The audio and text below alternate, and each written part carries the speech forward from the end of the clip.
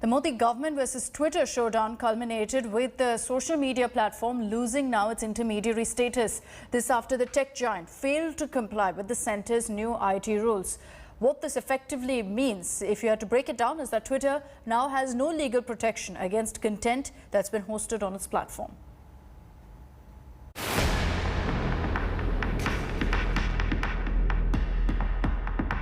Massive escalation to the centre versus Twitter war. The months-long showdown over new IT laws at its peak, leading to Twitter losing its legal immunity in India, making it liable for criminal case for any unlawful post as a publisher and not a platform. Taking down the illegal post will no longer suffice. But how did Twitter find itself in this legal knot? Government sources say Twitter repeatedly defied government directive to appoint key officials for grievance redressal of users, even initially posting a lawyer at a legal firm to hoodwink guidelines. The biggest flashpoint came over appointing of a compliance officer, which was delayed repeatedly by Twitter.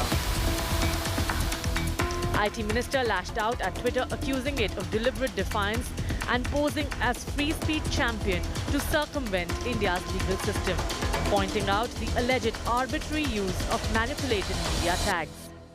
Regarding the Twitter part, all other have complied. We should have noticed after... You gave them 3 months. No, 3 months. When I announced in the press conference, I believe you are also present. Yes.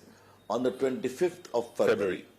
3 months' time was given to the significant social media intermediary, namely those who are having 50 lakhs and more of followers.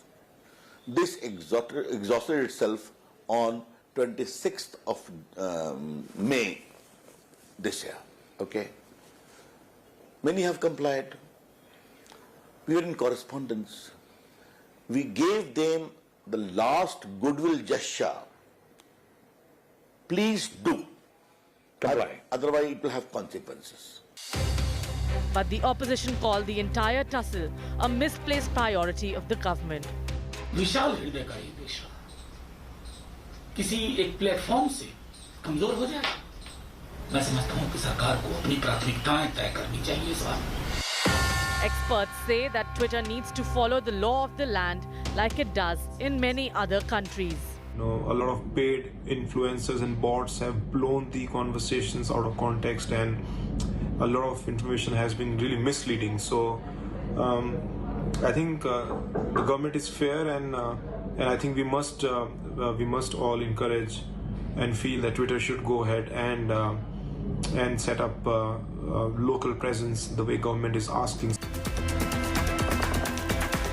Twitter had a running feud with the centre over using manipulated media tag for several BJP handles. It also blinked after government pressure and blocked handles posting fake genocide claims during the initial days of the farm protest. The microblogging site is the only tech firm to lose immunity shield, as Facebook, Google, Instagram, WhatsApp have already fallen in line.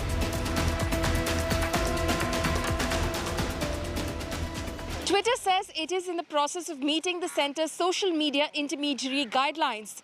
Now, what the future holds in store for the social media platform remains to be seen. But with its legal cover gone in the interim, the social media platform can be liable for criminal prosecution if found to be posting or publishing any content which is deemed to be objectionable, fake or inflammatory in nature on its platform. With camera person Kirpal Singh, Paulami Saha in Delhi for India Today. Slipping into a short break here on First Up. Coming up on the other side, we'll focus on how